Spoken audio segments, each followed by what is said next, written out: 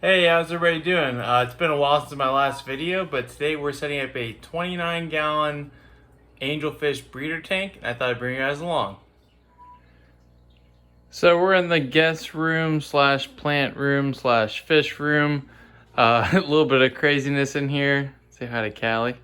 But we got two 20-gallons stacked right here. I've had a 29-gallon tank sitting on the ground here for a little bit.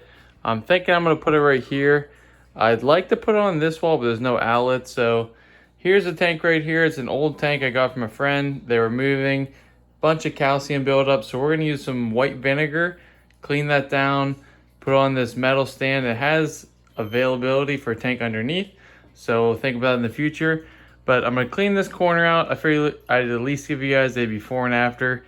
So clean this corner out, put the tank there. I got some gravel I've been rinsing.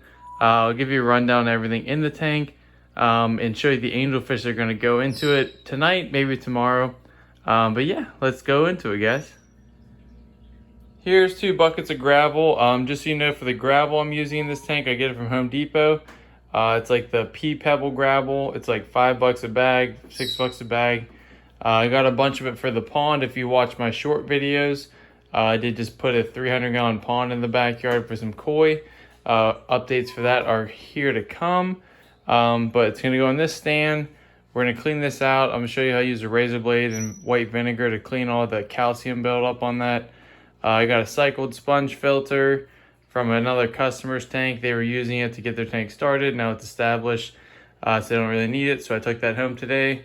Grabbed some plants from my parents' tank, actually, a 55-gallon wall tank.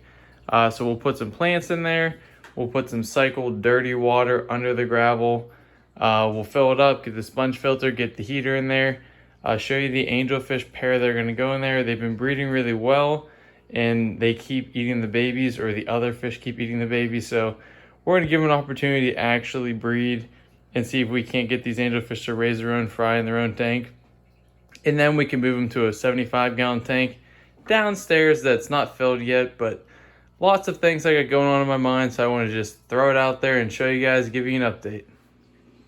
Coming downstairs, here's this 75-gallon tank I got from a customer. I helped them drain and move it, and they upgraded to a 125. I used to service this 75-gallon tank. Now they upgraded to a 125, and they paid me for the service, and also this was kind of partial payment. So I was gonna resell it, but I think I might use it. I think it looks good on this wall. And I'm literally just surrounded by fish tanks in this room, in this house. I call it the fish room to fish house.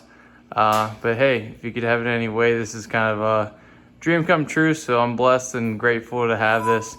I think it's really cool. It's fun. It's kind of a ongoing process, and just everything's growing. But future plans for this is going to be an angel fry grow out tank. I might throw a stingray in there. I was talking to someone earlier today. Also, we got the tegu over here. I actually just been letting him free range the house, which is kind of just hilarious. It's a little bit of a slob, but I mean, honestly, it's really funny. I wouldn't have it any other way. That's his old stock tank. The place is a mess, but we're working on everything. He jumped out of the tank one day, quick story, and started walking around the house, and I thought it was pretty cool. So he's just been staying out of the house and walking around, drinking a little bit of water, eat some chicken, eat some eggs, hanging out in the basking spot, curl up with some blankets, and then does his thing. I got to clean up after him here and there, but all hardwood floors, no big deal. Hi, Caesar. This is a bird, African gray. I'm pet sitting. Hello. Sometimes she talks for me. But let's jump over here to the other fish tanks. And this is the main tank I want to show you guys, because we have the angelfish I've had for multiple years now. But here's the majority of the angelfish on this side. I actually have this silver one and that yellow one paired up. They laid eggs the other day. They've been breeding like crazy, but there's no chance for them to actually raise their fry in this tank. With the divider over here, this is the pair I really want to show you, and they actually have some free swimming fry right now. Or at least they did this morning. They haven't been eating their babies, but they've been swimming through the holes of this divider, which is pretty cool. I might actually do this for a tank of guppies. Put a bunch of pairs on one side and then have those holes where all the fry can kind of migrate through when they're born, and kind of play around with that, see how it works. But this is the pair I want to put in there and actually let them raise the fry, give them a chance to, without having the distraction of the other fish and also the holes for them to swim through. Thought about doing a matin filter, but we're just going to go ahead and full send it, do a planted angelfish breeder tank. I always can pull the fry if I want to, but I want to try to grow them with the least amount of work possible, see if I can't get some babies going. Just to show you a little bit of proof that I'm not that crazy, down here we do have some baby angelfish from them. So I got two little feeders here on like a 12-hour timer. They go off with crushed flake food, and then I have the first bite food. And see if we can't find them. Here they are. They just jolted away. There's one right there. But I have a handful of babies that actually survived from this one of their past batches of fry. I put them all in here, a bunch of plecos in here, tons of snails because I've been feeding so heavily. But I have some proof of success without a lot of effort. Because that's my thing. I've bred angelfish, I've bred rams. They can't focus in on this little guy. But I want to do it with the least amount of work possible. It's focused on the plants. But I do have maybe a dozen angelfish babies in this tank. So I want to be able to replicate it, see if I can't get them going on some auto feeders or some crushed flake food. I don't want to go through the brine shrimp and the daily, every couple day water changes. I want to go natural with plants, auto feeders, and just kind of see how it goes. So bringing you guys along the ride, that's about all the prep I got for you. Now it's more just taking action. I'll show you the final result. All right, we got the tank in place. I cleaned it down with some white vinegar, wiped it out, rinsed it, got the stand leveled.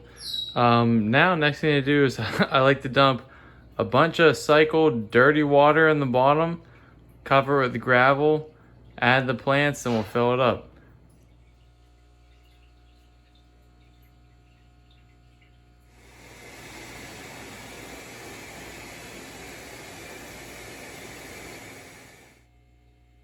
Here you have it. All right, we have the tank all filled up, pretty much ready to roll. It's getting a little bit late, so I'm probably gonna finish tomorrow, but I'm gonna get the sponge filter set up so I can start cleaning the water and get everything cycling through.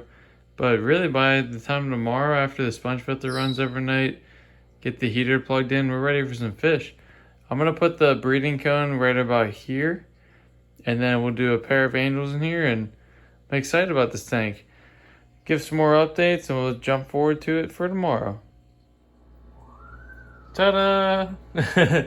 Alright guys, we have it all set up. I literally just put the cone in here and the angelfish about 30 seconds ago. So we got these guys in here. I'm really excited to see what happens. I have a feeling they're going to breed in that corner instead of on the cone. That's a little crooked. I'm going to straighten that out. It's going to bother me. But the tank cleared up. It's not the next day, but it's like, I think it was 24 hours of the next night, almost night. But yeah, let the tank clear up, got these guys acclimated, tossed them in there, and I think these guys are going to breed right away. And honestly, in this room, there's very little traffic flow. Like, I'm not walking in and out of the kitchen past the tank. I feel like these guys are going to breed and raise their fry in this tank, no problem. So I'll keep you guys updated. I'm excited about it. I just want to kind of bring you guys along the way. Anytime I'm doing something new and I kind of get excited about, this is when I share a video. I'd like to do videos more often, but I'll be honest, I'm not going to just do a video to do a video. So I got to be into it as well. Something I want to share, kind of document the progress. But really nice angel pair here. I'd love to get some baby angelfish so I can sell to stores, stock my own tanks and my customers' tanks. Just kind of have some in-house stuff. And yeah, so thanks for watching, guys. If you liked the video, like below. Check out some of my order videos. If you're not subscribed, subscribe. Comment below what you think. I appreciate you guys for watching all the way through, and I will see you guys on the next one. Thank you.